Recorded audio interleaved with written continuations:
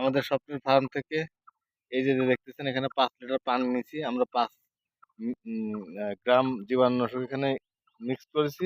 এরপরে এই যে দেখতেছেন খালের পানি, আমাদের সমস্ত খাবার পাত্র এবং টবগুলো যেগুলো ব্যবহৃত হয়েছিল খামারে আগের চালান মুরগির জন্য, সেগুলোর আমরা অলরেডি নিয়ে আসছি। এই যে টোটাল এইগুলোর এখন হুইল পাউডার আছে এখানে আমাদের। এই যে হুইল পাউডার, প্রথমে হুইল পাউডার দিয়ে আর এইটা দিয়ে ভালোভাবে মেজে নেওয়া হবে।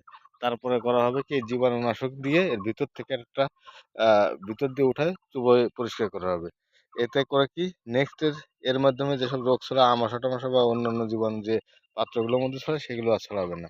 তা আপনারা আর সাথে আছে যে আমার বারবিটা, সে নতুন একজন খামারির জন্য সে কাজ করতে। আচ্ছা বারবিটা, তোমার এই যে খামারে যে কাজ কাম টুকটাক করো তোমার কেমন লাগে?